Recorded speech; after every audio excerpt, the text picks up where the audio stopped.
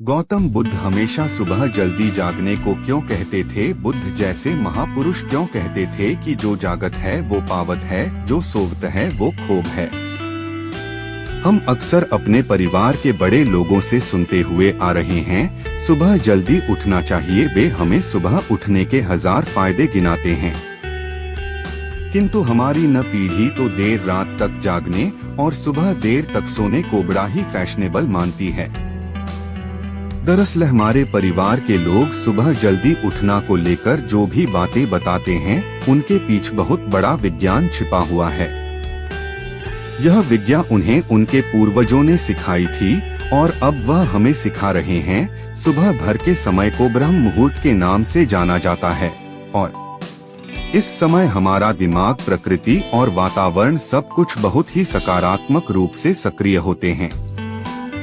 इस समय पर जो भी प्रार्थना या ध्यान किया जाता है उससे सफलता मिलती है। आइए आपको बौद्ध सन्यासी की कहानी सुनाते हैं। आपको बताते हैं कि ब्रह्मा मुहूर्त का रहस्य जानकर पूर्ण जीवन बदल गया। कहानी शुरू करने से पहले चैनल को सब्सक्राइब जरूर कर ले। इस कहानी में सिर्फ ब्रह्मा मुहूर्त के रहस्य के साथ एक ऐसी ध्यान की विधि बताएंगे जिससे अगर कोई 21 दिन अपनाता है तो वह अपने सपनों को साकार कर सकते हैं।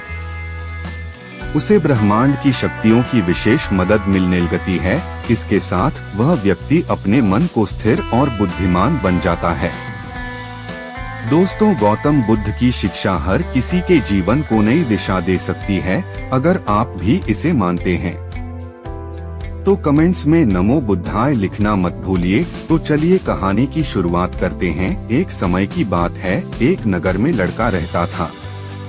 वह लड़का अच्छा था, लेकिन उसकी एक खराब आदत थी, वह देर तक सोता रहता था। सुबह उसका परिवार बार उसे जगाने के लिए लाखों प्रयास करता था, किंतु सबने हार मान ली थी। वह लड़का कभी 9 बजे से पहले नहीं उठता था। जब वह बालक था तब परिवार ने सोचा कि जब यह बड़ा हो जाए तो इसकी आदत में सुधार हो, किंतु वह लड़का जैसे जैसे बड़ा होता गया यह आदत और भी ज्यादा गहरी होती चली गई। दुनिया इधर से उधर हो जाए, लेकिन वह लड़का भी जल्दी नहीं उठ पाता था। उसके पिता उसकी इस आदत से बहुत ज्यादा परेशान रहने लगे थे। उसे लड़के को ढेरों नकारात्मक शक्तियों ने घेर लिया था। वह सभी को पलटकर जवाब देता था, दिन भर उदास रहता था। इसका असर उसके स्वास्थ्य पर भी पड़ रहा था। जब उस लड़के को यह पता लगा कि उसके सारे मित्र सफलता को प्राप्त कर रहे हैं, तब वह और भी ज्यादा दुखी हो गया और ईश्वर को कोसने लगा। वह बार बार कहता था कि मेरी किस्मत खराब है, किंतु उसके पिता अच्छी तरह से जानते थे कि लड़के के अस होने के पीछे क्या कारण है। एक दिन की बात है, उसके पिता को किसी बौद्ध सन्यासी के बारे में पता चला। बेटे की समस्या को लेकर वह तुरंत ही बौद्ध सन्यासी के पास जा पहुँचे। पिता ने बौद्ध सन्यासी को बड़े ही विस्तार से अपने बेटे की आदतों के बारे में बताया। बौद्ध सन्यासी ने कहा कि कल आप अपने बेटे को इस आश्रम में आने को कहिए। पिता घर की ओर चल दिए। उन्हें पता था कि अगर वह सीधे तरीके से बेटे से बौद्ध सन्यासी को मिलने के लिए कहेंगे तो वह कभी तैयार नहीं होगा। उन्होंने बेटे को अपने पास बुलाया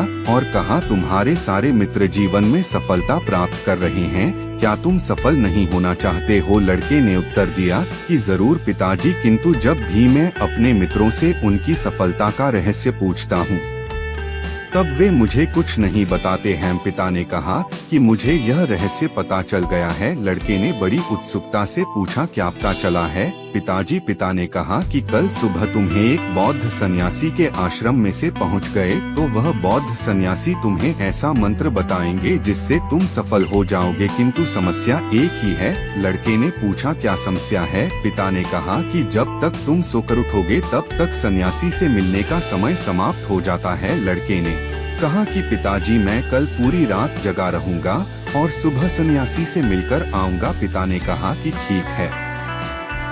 सदैव उसे सन्यासी की आज्ञा में रहना। पिता की बातें सुनकर वह लड़का बहुत अधिक उत्सुक हुआ। जीवन में पहली बार उसने रात्रि जागरण किया, किंतु थोड़े ही समय में उसे नींद आ गई और वह सो गया। अगली सुबह जब वह उठा तो उसे पता लगा कि सन्यासी से मिलने का समय समाप्त हो चुका था। उसके पिता ने लड़के की ओर देखा और कहा कि तुम जीवन में कभी सफल नहीं हो पाओगे, जाओ जाकर सो जाओ। पिता की यह बात सुनकर लड़के को बहुत दुख हुआ। उसने मन ही मन स्वयं को चुनौती दी कि कल सुबह वह बौद्ध सन्यासी से मिलने अवश्य जाएगा। उसने अपने हाथ में एक छू से एक घाव बना लिया। दर्द के कारण उसे नींदन ही आई। यह ऐसा पहला अवसर था जब उसने अपने जीवन में सूर्योदय देखा। वह तुरंत ही तैयार होकर बौद्ध सन्यासी से मिलने के लिए चल दिया। आज उसका अनुभव कुछ अलग था। वह बेहद शांत महसूस कर रहा था। चलते चलते वह बौद्ध सन्यासी के आश्रम में पहुंचा। वहां पर उसने देखा कि बौद्ध सन्यासी और उनके सभी शिष्य ध्यान लगाकर बैठे हुए हैं।